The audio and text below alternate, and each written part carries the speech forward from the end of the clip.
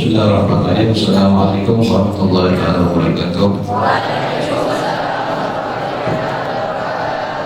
Alhamdulillah dan bersyukurillah, wassalatu wassalamu ala rasulillah wa ala alihi wa sahbihi wa man wala, amma ba'du.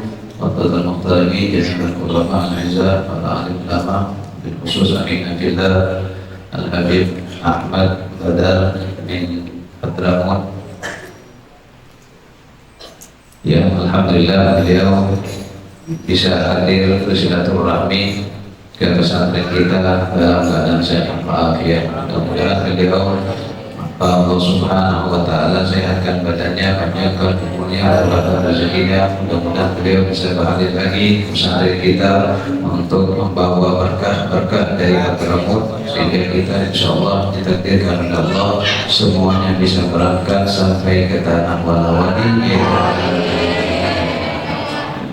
Beliau tidak sampaikan ahlan wa sahlan marhaban bikum atas kehadiran beliau di tempat kami yang seadanya ini.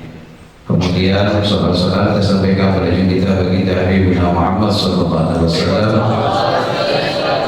Karena sebab cinta kita kepada Rasulullah, kita alhamdulillah malam ini ditakdirkan bisa hadir anak cucunya Rasulullah ke tempat kita. Ini adalah tanda karena beliau tadi malam hadir ke sini dan beliau ingin kembali lagi dan bertatap muka, bermuajah dengan santriwati dan santriwan untuk beliau memberikan tausiah. Kata beliau terkesan dengan santri karena sebab akhlaknya, karena sebab kamu khidmat kepada para ulama, sehingga beliau ingin hadir kembali dan insya Allah beliau akan menyampaikan ilmu yang mana mohon santri semuanya khidmat mendengarkan. Anggaplah apa yang disampaikan beliau ini sebagaimana kamu duduk bersama Rasulullah SAW. Karena itu masihkan waktu kepada beliau, Pak Laili falyatafaddal mashkur.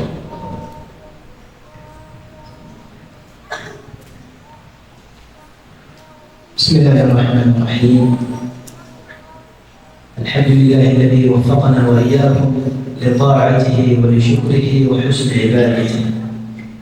Alhamdulillah, jadi beliau memulai dengan bersyukur kepada Allah Subhanahu wa Ta'ala yang telah memberikan kita taufik hidayah sehingga kita bisa berkumpul di tempat yang dimuliakan Allah. Alhamdulillah alladzi jama'ana wa iyyakum fi amakinil khair. Segala puji bagi Allah Subhanahu wa Ta'ala yang telah mengumpulkan kita di tempat yang pasti di dalam sebuah kebaikan, baina aidi ahli khair, dan kita duduk bersama salah satu guru yang baik. Sallallahu alaihi wasallam ala sayyidina Muhammadin ar-rahmatil muhdalah.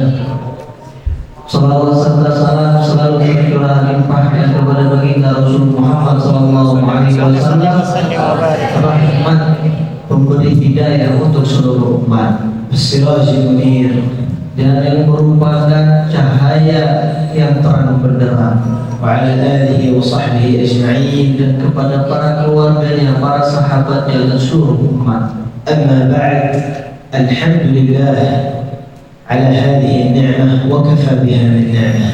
Sesungguhnya kita bersyukur kehadiran Allah Subhanahu wa Ta'ala atas nikmat yang luar biasa, dan cukuplah Allah Subhanahu wa Ta'ala yang tahu dan mencukupi segala nikmat yang Allah berikan kepada kita.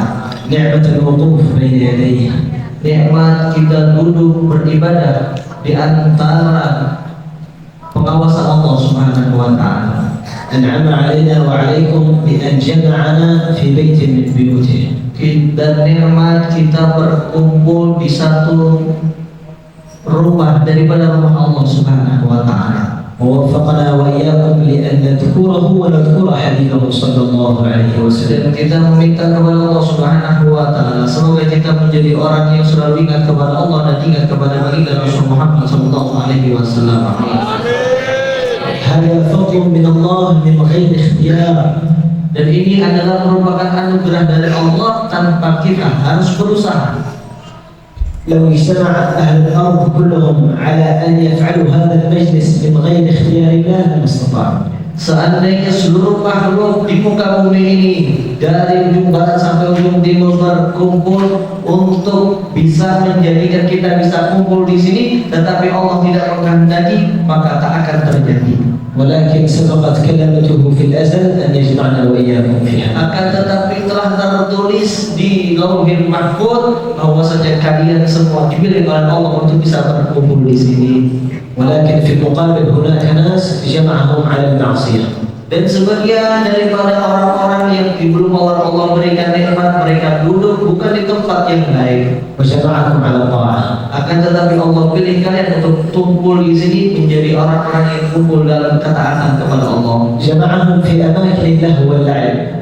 Mereka sebagian orang-orang dikumpulkan di tempat-tempat yang sia-sia dan tempat-tempat untuk bermain. وجمعكم على ذكره وحسن عبادته. Akan tetapi Allah kumpulkan kalian untuk mengingat Allah Subhanahu wa taala. فالحمد لله على هذه النعمة.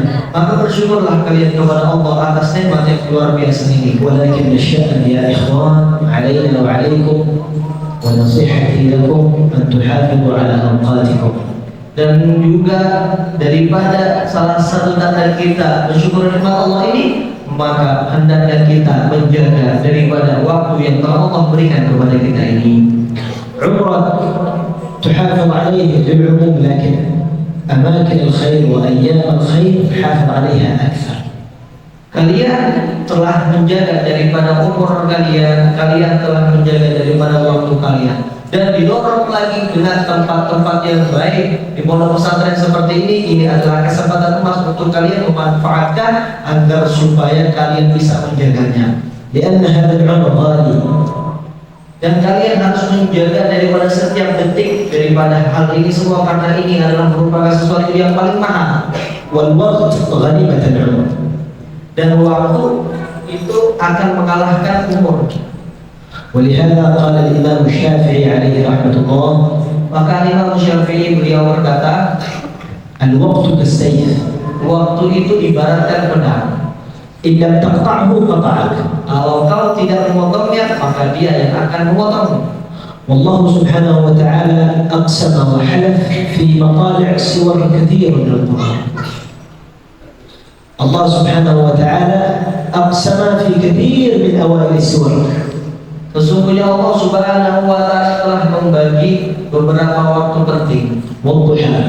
Di antaranya Allah Subhanahu wa taala saking mempentingkannya waktu, Allah sampai bersumpah. Dan salah satu sumpahnya adalah di dalam Al-Qur'an, "Wadduha والعصر wal 'asr." والليل إذا يغشى والفجر. Dan ini ada yang disebutkan beliau tadi adalah salah satu sumpah Allah Subhanahu wa taala, demi waktu duha, demi waktu malam, ya, demi waktu fajar. Ini Allah jadikan sumpah. لكن إذا أقسم الله بشيء من خلقه هل يحلف الله عبث؟ Akan tetapi ketika Allah Subhanahu wa taala bersumpah atas nama sesuatu yang tidak dimuliakan Allah Subhanahu wa taala, maka Allah akan sebutkan tidak. إنما يقسم على شيء عظيم. Akan tetapi Allah Subhanahu wa taala akan bersumpah dengan sesuatu yang agung. ولهذا جاء في الحديث عن النبي صلى الله عليه وسلم: Dan disebutkan di dalam hadis baginda Rasul Muhammad SAW, اغتنم خمسا قبل خمس. maka manfaatkan 5 sesuatu sebelum 5 sesuatu. لماذا بدأ صلى الله عليه وسلم؟ Kenapa kenapa baginda Rasul Muhammad SAW mengatakan hal seperti ini? بدأ بالشباب وقال اغتنم شبابك قبل هرمك. Yang pertama adalah manfaatkan waktu syabab, waktu muda kalian sebelum kalian nanti tua. لماذا بدأ بالشباب؟ لأن الإنسان في حال شبابه يستطيع أن يفعل من أفعال الخير ما لا يستطيع أن يفعله إذا وصل إلى كبير السن. Coba perhatikan, kenapa di sini Nabi Muhammad SAW memulainya pertama kali dengan pemuda. Kenapa? Karena waktu mudanya seseorang itu bisa dia di waktu muda untuk melakukan segala hal yang tidak bisa dilakukan oleh orang-orang yang telah berumur tua. وهذا نصيحة، هذه نصيحة وهذا توجيه ليس مني، من النبي صلى الله عليه وسلم. Dan ini nasihat bukan dari saya, tapi ini dari Nabi Muhammad SAW. يقول لي ولكن اغنم شبابك قبل هرمك. Sungguh baginda Rasul mengatakan dengan tegas bahwasanya manfaatkan waktu muda kalian sebelum kalian nanti telah berumur. لكن بماذا تغنم شبابك؟ Akan tetapi kenapa harus kita memanfaatkan waktu muda kita? عندك قوة وعندك صحة تغتنم هذا في اللعب وفي المعاصي؟ لا. Ya karena kita mempunyai kekuatan, kita mempunyai kesehatan, kita mempunyai keafiatan yang jangan sampai itu dilakukan atau dibelokkan kepada sesuatu yang berbentuk maksiat. ولكن تغتنم شبابك بالطاعة بالعبادة. Akan tetapi gunakan kekuatan kalian, gunakan kesehatan kalian untuk melakukan ketaatan kepada Allah Subhanahu wa taala. بمطالعة كتب العلم. Untuk murajaah, baca kitab banyak-banyak, كثرة الاطلاع. untuk banyak-banyak mutalaah kitab, تحصيل المسائل. dan juga memperbanyak daripada mengetahui tentang masalah-masalah. كتابة الفوائد بعد الأساتذة. Banyak-banyak menulis daripada faedah-faedah daripada para guru kalian. لأنهم يقولون العلم صيد والكتابة قيد. Sesungguhnya para ulama mengatakan bahwasanya ilmu itu adalah buruan. Ya, yang diburu itu ya apa buruan ya, buruan. Ya, jadi dan salah satu cara untuk memburunya adalah dengan kita mencatat daripada faedah tersebut. Karena kalau kita lihat amal dari saya ya contoh sampai nulis itu kan, ya ilmu ini kan kalau disampaikan hilang, ya. Tapi untuk supaya tetap ada di mana salah satunya ya untuk ditulis. Karena kalau cuma dengarkan nanti hilang semua. قيد سلوكك بالحبال الواثقة. Ikat daripada ilmu kalian dengan sangat-sangat apa namanya ya? Dengan kuat lah, dengan kuat. Maksudnya ijtihad, dengan semangat yang kuat. فمن الحماقة أن تصيد غزالة. من الحماقة أن تصيد غزالة فتفكها بين الخلائق طالقة. Daripada salah satu kejahilan yang dimiliki oleh seseorang adalah ketika dia sudah dapat buruannya dilepas tiba-tiba langsung dilepas dengan percuma. هذا إنسان أحمق الذي يصطاد الغزال ويضعها أمامه بدون أن يربطها، ستهرب عليه. Ya itu orang yang kalau tidak punya akal ya gitu. Masa dia sudah susah, misalnya dia nggak urusan, ya tiba-tiba setelah dapat urusan, ya gak diikat sama dia, ya langsung dilepasin gitu aja. Itu kan orang nggak pintar, nggak punya akal. وكذلك طالب العلم يسمع الحكمة من المشايخ من الحبايب، يسمع الفوائد ولم يكتبها، هذه حماقة. Begitu juga santri, ya para santri yang ngambil faidah, dengar dari para masyayikh, dengar dari para guru-guru, faidah, hikmah, Al-Quran, hadis semuanya, tapi nggak dicatat. Ya itu nggak ada bedanya sama pemburu yang dia lagi memburu gazal, memburu rusa, tapi langsung dilepasin, nggak dicatat. هذه النصيحة الأولى للنبي صلى الله عليه وسلم اغتنام الشباب قبل الهرم. Inilah maksud daripada baginda Rasulullah SAW mengatakan untuk kita memanfaatkan waktu muda kita sebelum nanti kita telah berumur. النصيحة الثانية قال وصحتك قبل سقمك. وصحتك قبل سقمك. Dan yang kedua adalah manfaatkan waktu sehat kalian sebelum kalian sakit. لما الإنسان يكون صحيح يستطيع أن يفعل من العبادات ما لا يستطيع إذا مرض. Jelas bahwasanya orang yang sehat bisa melakukan ibadah yang mana tidak bisa dilakukan orang yang sakit. والإنسان إذا كان يداوم على الطاعة دائما إذا مرض يكتب الله له الأجر وإن لم يصلي وإن لم يفعل هذه العبادة. Seseorang kalau di waktu sehatnya dia ibadah terus istiqomah, ya nggak pernah terputus dari ibadahnya, tiba-tiba ternyata dia sakit, Maka ketika dia sakit tidak bisa melakukan amal seperti waktu dia sehat, ketahuilah Allah Subhanahu wa taala akan mencatat dia pahalanya sama ketika dia sehat. Kenapa? Karena ada udur sakitnya. ذلك فضل من الله ونعمه. Dan ini adalah merupakan daripada anugerah dari Allah Subhanahu wa taala. وهذا ليس كلامي، كلام النبي صلى الله عليه وسلم. Perlu diketahui ini bukan saya yang ngomong, ini baginda Rasul Muhammad sallallahu alaihi wasallam. قال في الحديث إذا مرض العبد أو سافر تمام كتب له مثل ما كان يعمل مقيما صحيح. يعني إذا كان يداوم على الطاعة والعبادة فسافر أو مرض وما فعل هذا يكتب الله له الأجر. لماذا؟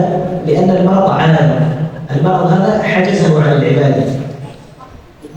أيوة عذر، لولا هذا العذر لا فعل ذلك العبادة فيكتب الله له الأجر.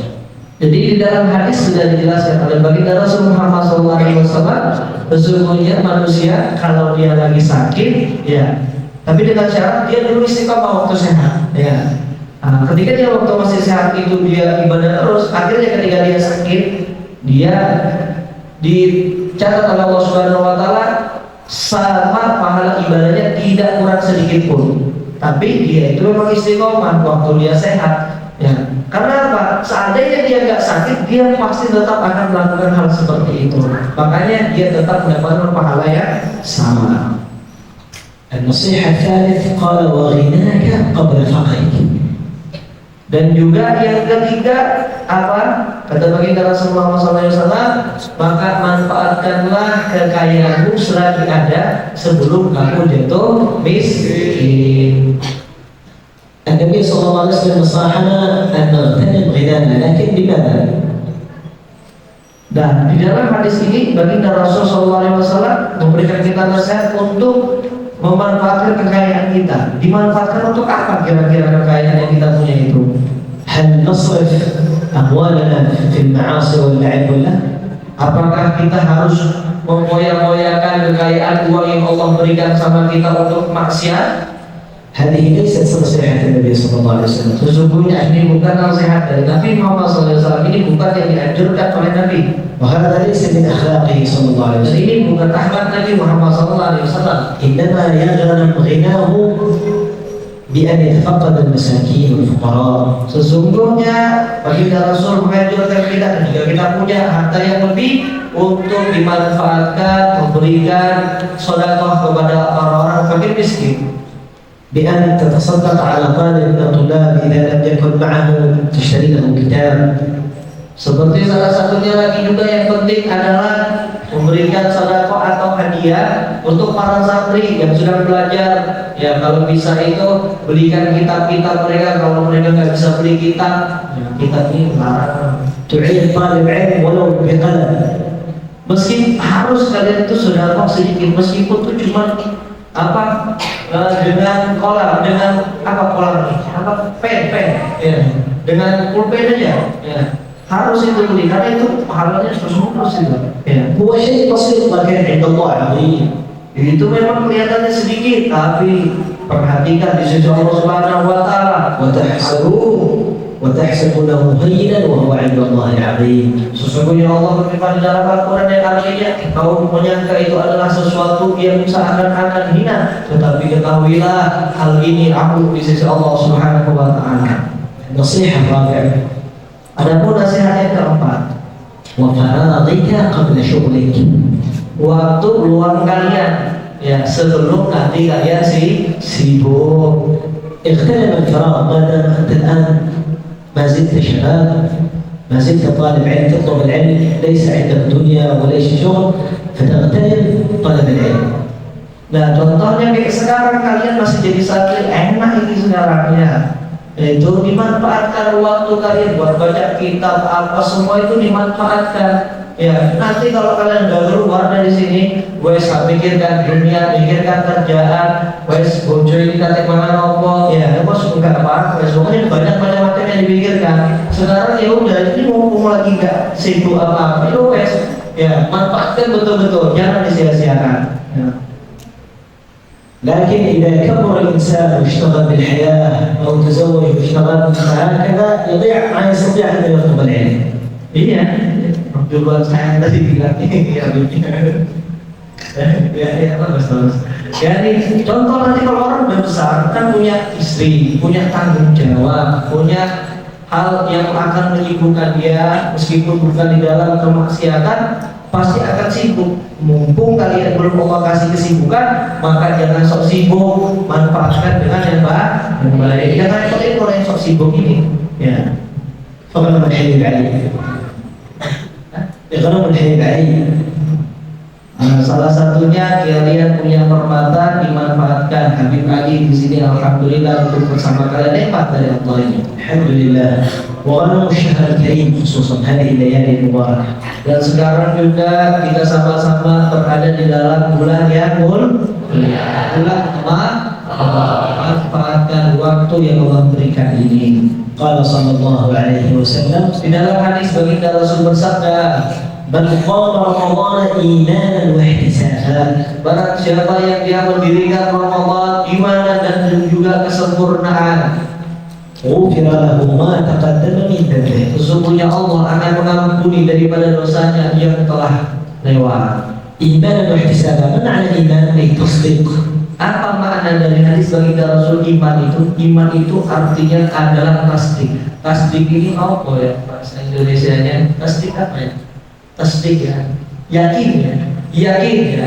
Harus yakin betul-betul dengan hatinya dia punya tawajuh. واحتسابا أي هو محتسب الأجر من الله. Dan ihtisaban itu artinya betul-betul dia mengharap kesempurnaan kepada Allah Subhanahu wa taala. وقال في الحديث الآخر Di dalam hadis lain juga disebutkan, كل عمل ابن آدم له. sesungguhnya setiap amal perbuatan Bani Adam itu disediakan untuk dia pahalanya. إلا الصوم فإنه لي. Tapi kalau puasa itu bukan buat siapa-siapa pahalanya, buat saya kata Allah. وأنا أجزي به. Dan aku yang akan mengganjar daripada pahala puasa tersebut. هذا الله يقول هذا الكلام. Ini Allah yang mengatakan di dalam hadis qudsi seperti ini. وأقل قليل الإنسان في رمضان القيام من قام رمضان أن يقوم الفجر في جماعة والعشاء في جماعة. أقل قليل. Paling sedikitnya yang termasuk kategori orang yang mendirikan Ramadan, qamar Ramadan iman wa ihtisaban ini adalah paling dikit. Dia hendaknya sholat isya sama sholat fajar subuh itu berjamaah, jangan sampai nggak jamaah. بعض الناس كثير يهتمون بصلاة التراويح لكن الفرائض قد يضيعها. Sebagian manusia kadang-kadang salah kaprah. Kenapa? Dia fokusnya kalau bulan Ramadan yang penting sholat tarawih, tapi sholat fardunya lepas kabeh. Itu bahaya, salah. Ya. هذا خطأ. Iya, ini salah ini. فلهذا الإنسان يحافظ على الفرائض في جماعة. Hendaknya seseorang di dalam bulan Ramadan yang penting bukan jaga salat lain, melainkan menjaga salat lima waktu. أن يكثر في هذا الشهر الكريم من قراءة القرآن.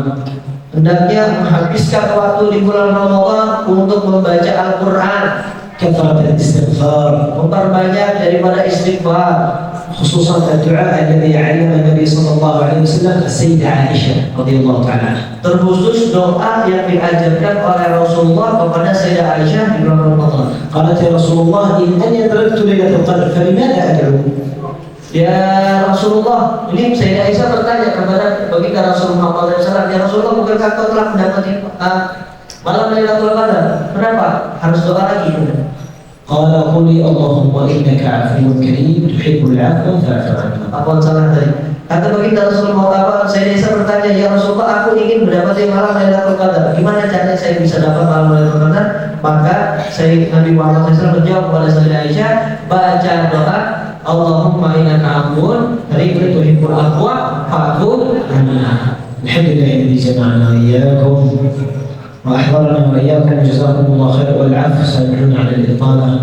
نسأل الله سبحانه وتعالى أن يوفقنا لما يحب ويرضاه وأن يجعلنا من الذين يستمعون القول فيتبعون أحسنه Alhamdulillah yang telah mengumpulkan kita semua di sini. Masya Allah, terima kasih banyak Habib Adi yang memberikan waktunya di sini. Dan mohon maaf atas panjangnya daripada kalam yang kami sampaikan. Semoga perkumpulan kita ini bermanfaat dan menjadi perkumpulan yang menjadi saksi di hadapan Allah Subhanahu wa Ta'ala. اللهم من وفق أهل الخير الخير وعان عليه وفقنا للخير وأعنا عليه. Ya Allah, Engkau yang Maha Pemberi Taufik, Engkau Maha Pemberi Hidayah, maka berikanlah kami taufik dan hidayah untuk selalu beramal beribadah kepada Ya Allah. أسألك أن ترزقنا الصدق معك. Ya Allah, نسألك اللهم أن ترزقنا الصدق معك والصدق مع نبيك istiqomahan Ya Allah. وأن ترزقنا حسن الاتباع للنبي صلى الله Ya عليه وسلم. Allah, berikan kami kekuatan untuk selalu bisa mengikuti jalan-jalan Nabi Muhammad SAW.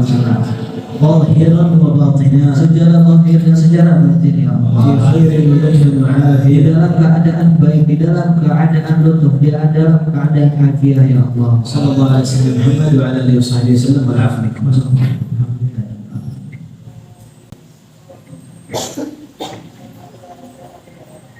Jazakumullah.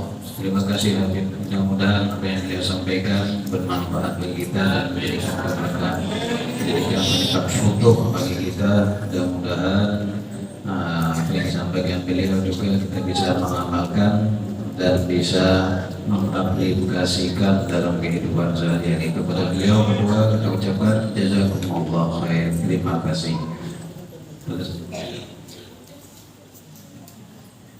اللهم صل على محمد وعلى ال سيدنا مولانا محمد.